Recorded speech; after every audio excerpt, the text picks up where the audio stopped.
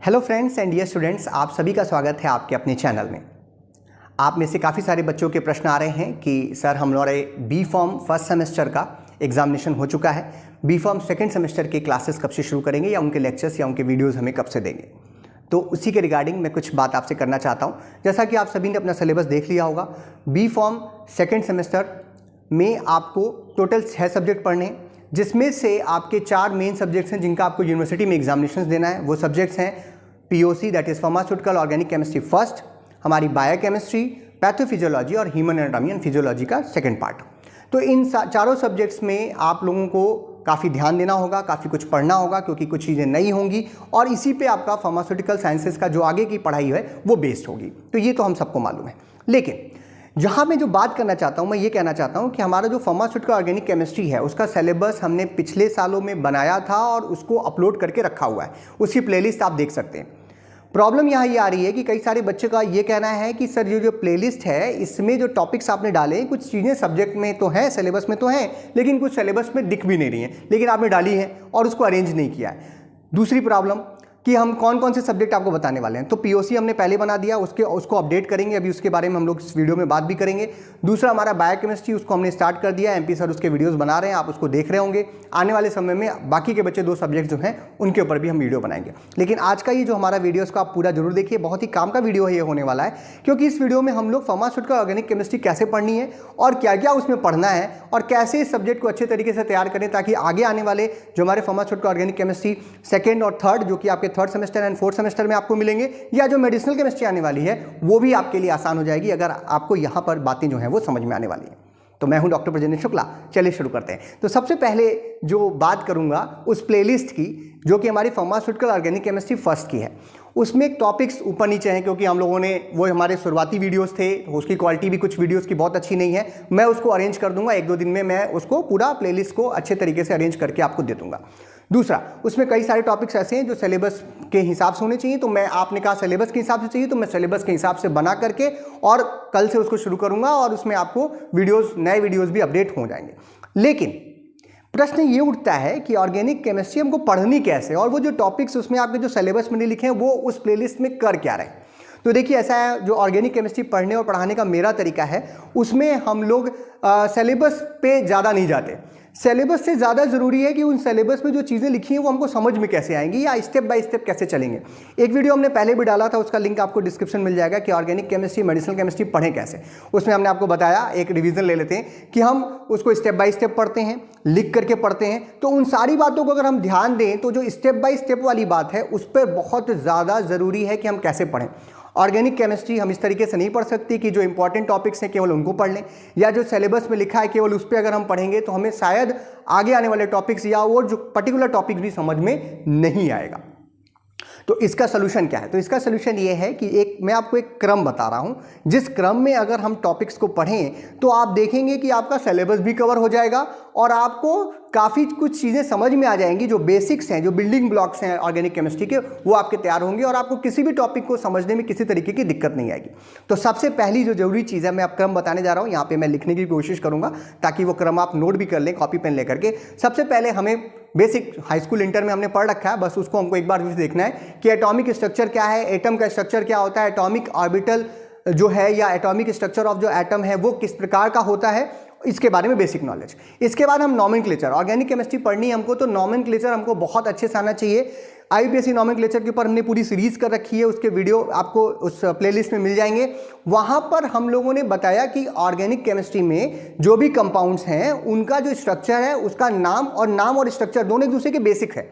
अगर आपको ये आता है तो आइसोमेरिज्म अपने आप आपकी तैयार हो जाएगी, अगर आपको नाम आता है, और बहुत सारी चीज़ें आपको नॉमेनक्लेचर से क्लियर हो जाएंगी। तो ये आपको पढ़ना है। इसके बाद फिर हम लोग shape and orientation of orbitals के बारे में बात करेंगे, खास करके कार्बन कंटेनिंग कंपाउंड्स के बारे में। देन उसके बाद फिर कॉन्सेप्ट ऑफ बॉन्डिंग, कि क्यों बॉन्ड बनते हैं और किस तरीके से बॉन्ड बनते हैं, उसमें भी खास करके, क्योंकि हम ऑर्गेनिक केमिस्ट्री पढ़ रहे हैं तो कोवैलेंट बॉन्ड का फॉर्मेशन किस तरीके से होता है ये आपको देखना होगा। इसके बाद type of bonds, covalent bonds खास करके, जो कि सिग्मा और पाई बॉन्ड है। तो सिग्मा बॉन्ड किस प्रकार से बनते हैं, पाई बॉन्ड किस प्रकार से बनते हैं। जैसे मैंने ऑर्बिटल बोला, तो एटॉमिक ऑर्बिटल क्या होते हैं, जो हमारा कोवैलेंट बॉन्ड का जो फॉर्मेशन होता है, तो वहां पर मॉलिक्यूलर ऑर्बिटल की फॉर्मेशन होती है, ये क्या होता है, पाई में कैसे होता है, सिग्मा में कैसे होता है, ये आपको देखना पड़ेगा। इसके बाद क्योंकि कार्बन बॉन्डिंग करते समय हाइब्रिडाइजेशन भी करता है, इसीलिए हाइब्रिडाइजेशन यानी कोवैलेंट बॉन्ड पढ़ने के बाद आपको क्या पढ़ना है, types of hybridisation and its types. जैसे कि कार्बन कंटेनिंग कंपाउंड्स में generally sp3 hybridisation, sp2 hybridisation और sp हाइब्रिडाइजेशन, और इसी के साथ ही साथ इनको एग्जांपल्स के साथ आपको समझना होगा। और मॉलिक्यूलर और जो स्ट्रक्चर है इन कंपाउंड्स का, ऑर्गेनिक कंपाउंड्स का, वो भी इन हाइब्रिडेशन के दौरान ही आप उसको भी पढ़ सकते हैं। इसके बाद कुछ और टॉपिक्स हैं जो कि आपको अगर समझ लें तो इसके आगे की जो रिएक्शन मैकेनिज्म है वो आपको समझ में जाएगी। जैसे कि इलेक्ट्रोनेगेटिविटी क्या होती है, पोलैरिटी कंपाउंड्स में किस प्रकार से आती है, polar compound, non polar compound क्या होते हैं। इसके बाद कौन कौन से फैक्टर्स हैं जो कि किसी रिएक्शन को इन्फ्लुएंस करते हैं, जैसे कि इंडक्टिव इफेक्ट आपका, मीजोमेरिक इफेक्ट आपका और इलेक्ट्रोमेरिक इफेक्ट आपका। इन तीनों को एग्जाम्पल के साथ इनके बेसिक वर्ड में आपको समझना होगा। ये वीडियोस मैंने सारे डाल रखे हैं। इसके बाद फिर हम लोग रिएक्शन की तरफ बढ़ रहे हैं, तो रिएक्शन इंटरमीडिएट कौन कौन से होते हैं। जनरली ऑर्गेनिक कंपाउंड्स में हमको 3 देखने को मिलते हैं, वैसे तो 4 हैं, कार्बीन्स भी देखने को मिलते हैं, बट आपके लेवल पे 3 से काम चल जाता है। पहला हमारा कार्बोनियम आयन है जिसे हम लोग कार्बोकैटायन भी बोलते हैं, दूसरा हमारा है कार्ब एनायंस, और तीसरा हमारा कार्बन फ्री रेडिकल। तो ये क्या होते हैं, इनकी स्टेबिलिटी किस तरीके की होती है, इनका नेचर कैसा होता है, ये किस प्रकार से रिएक्शन को फॉरवर्ड कराते हैं, ये आपको देखना पड़ेगा। इसके बाद जब भी हम रिएक्शन में जाएंगे तो एक नया बॉन्ड, पुराना बॉन्ड टूटेगा, नया बनेगा, तो हम नया बना कैसे रहे हैं वो तो आगे पढ़ रहे हैं, लेकिन टूटेगा कैसे, तो बॉन्ड फ्यूजन के बारे में आपको देखना पड़ेगा, जो कि 2 तरीके का होता है, होमोलिटिक बॉन्ड फ्यूजन और हेटेरोलिटिक बॉन्ड फ्यूजन, जिसकी वजह से रिएजेंट्स का फॉर्मेशन होता है। रिएजेंट 2 तरीके के होते हैं, एक आपका हो गया इलेक्ट्रोफाइल्स क्या होते हैं, दूसरा हमारा न्यूक्लियोफाइल क्या होते हैं। तो ये आप इतना जब आप पढ़ लेंगे, इतनी सारी चीजें अगर आप जान जाएंगे, तो जिसमें आइसोमेरिज्म भी हो गया, नोमेनक्लेचर भी हो गया, ये सारी चीजें, हाइब्रिडाइजेशन हो गया, जब आप ये सब कुछ इस तरीके से पढ़ लोगे तो आप देखोगे आपका कुछ सिलेबस भी कंप्लीट हो चुका होगा। एंड देन इसके बाद जो मेन पार्ट है दैट इज रिएक्शन, जहां पे आप कहते हैं कि ऑर्गेनिक केमिस्ट्री की रिएक्शंस हमको समझ में नहीं आती, इतनी चीजें अगर आप पढ़ लेंगे तब फिर हम लोग टाइप्स ऑफ ऑर्गेनिक रिएक्शंस में जाएंगे। ऑर्गेनिक कंपाउंड्स में जनरली 4 तरीके की रिएक्शंस हम लोग पढ़ते हैं। एक आपका सब्स्टिट्यूशन हो गया, दूसरा एडिशन हो गया, तीसरा एलिमिनेशन हो गया, और चौथा आपका रीअरेंजमेंट टाइप ऑफ रिएक्शन। इसके अलावा ऑक्सीडेशन, रिडक्शन, ये सब भी हैं, बट उसकी बात हम नहीं कर रहे हैं। हम बेसिकली बात कर रहे हैं कि ये 4 तरीके की रिएक्शंस आपके सिलेबस में आपको ज्यादा देखने को मिलती हैं। कौन कौन सी? सब्स्टिट्यूशन, एडिशन, एलिमिनेशन और रीअरेंजमेंट।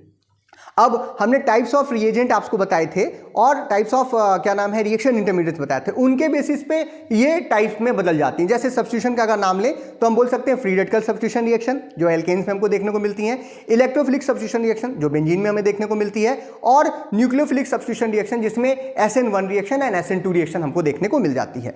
तो इसी तरीके से एडिशन में भी आपको free radical addition reaction, electrophilic addition reaction, nucleophilic addition reaction इस तरीके से देखने को मिलेगा। तो टोटल अगर आप ध्यान दें तो अगर इतनी सारी चीजें, जो इतना नाम अभी मैंने लिखा और ये बगल में आपको लिख करके भी दिया, इन टॉपिक्स को अगर आप पढ़ें तो आपका सिलेबस भी कंप्लीट होगा, आपको बेसिक्स ऑफ ऑर्गेनिक केमिस्ट्री भी आएगी, और आप आसान तरीके से इस सब्जेक्ट को समझेंगे, ना ही इस सेमेस्टर में, ना सिर्फ इस सेमेस्टर में, ना आगे आने वाले सेमेस्टर जो हमारा 3rd सेमेस्टर की ऑर्गेनिक केमिस्ट्री है, जो 4th सेमेस्टर की ऑर्गेनिक केमिस्ट्री है, जो मेडिसिनल केमिस्ट्री आने वाली है 4th, 5th और 6th सेमेस्टर में, ये सब आपके लिए आसान होती चली जाएगी।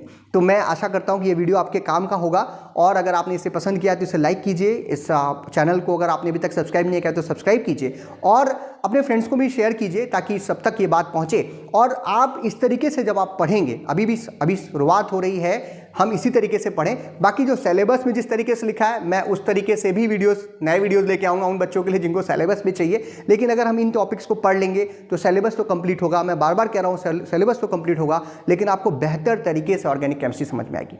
बाकी बायोकेमिस्ट्री तो सर बना ही रहे हैं, और सब्जेक्ट्स पे हम जल्द ही आपके लिए अपडेट्स लेकर के आएंगे। वीडियो को देखने के लिए बहुत बहुत धन्यवाद।